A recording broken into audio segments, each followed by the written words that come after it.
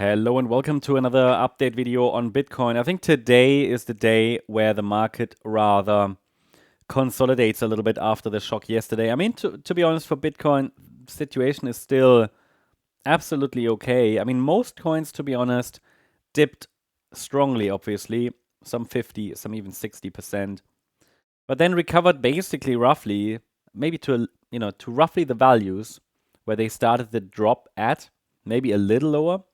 So Bitcoin remains in this range here, remains in this range while holding above the September low and also above the July low, also above the June low.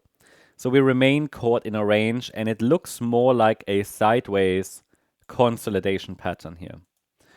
The swings are wild. It was an unprecedented liquidation event, of course, but Bitcoin's structure remains largely unchanged. Now, the only change we've made is that we have shifted the potential wave 4 low from here, the September low, to here, yesterday's low.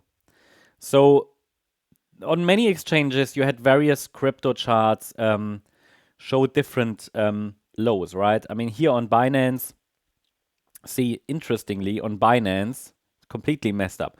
On the Binance chart, the low is even above the September low. On the Coinbase chart, for example, it's below. Completely messed up. To be honest, from an Elliott Wave point of view, it really doesn't matter. Why? Because if this is a wave 4, then it doesn't really matter if the C wave ended below the A wave low or above. It really doesn't.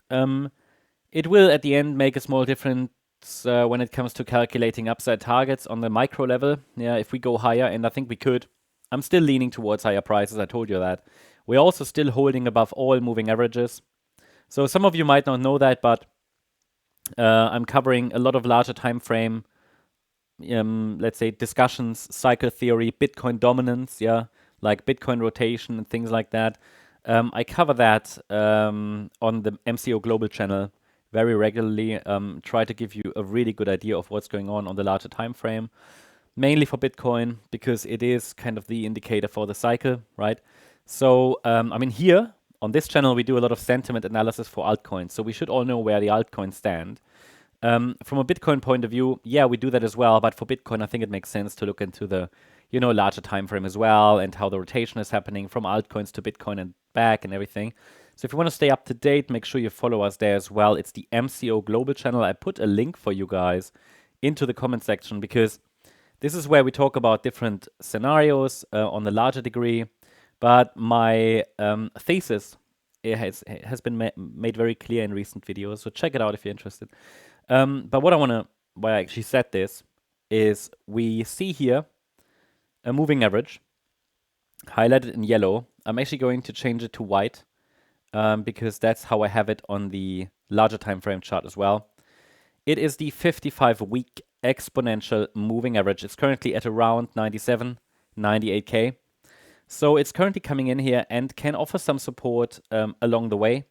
Yeah, it can offer some support for Bitcoin. It's a cycle indicator, bull market indicator, you could say. Look, we pulled back to that level in April, in September last year, in August last year.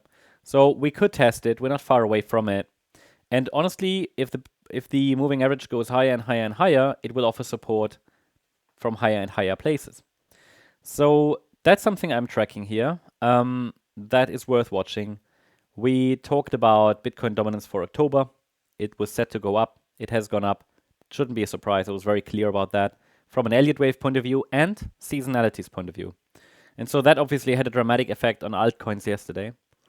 But that should give you a good idea here of what's going on with Bitcoin. I still am expecting another high. Of course, nobody can rule out that we maybe go a little lower here. But I still expect, at the moment at least, another high. But everybody should know, the higher we go in our cycle, and the higher we go towards 130, 140K, the risk increases. It is what it is, because we get closer and closer to those targets, upside levels, and the wave count to the upside is technically complete. But because we haven't broken any support levels, I'm still allowing for higher prices. Now let's do something that we didn't do in the previous video, which is take a look at the shorter time frame chart. And I gave you guys already micro support here over the last, let's say, 12 hours here. Price dipped to the 50% retracement. We have a small reaction. I'm not really giving you guys more than just an ABC structure for now.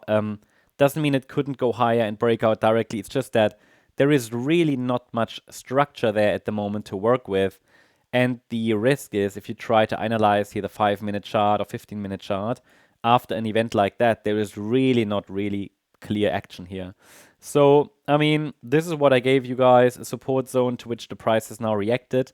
This is the zone that should ideally hold if we go higher in the short term, and then we will see how the market develops. Obviously, should this have been the low in wave B, we could move higher now in wave C, and the first resistance would be the 100% extension, and that is at $120,100. It might unfold as a 5-wave move, but honestly, let's first get this settled a little bit. Yeah, I think the market is still very much in how should we say it? It's just getting settled, right? It's just calming down from yesterday's crazy movements. I'm not sure if everything is settled. I'm sorry, but support should be clear: 107,580, 211,300. That's the update on Bitcoin. Hope you like the update. If you did, please hit the like button, leave a comment, and subscribe. And if you're interested in additional updates, also make sure you check out our membership and check out the MCO Global channel. Thanks so much. Bye-bye.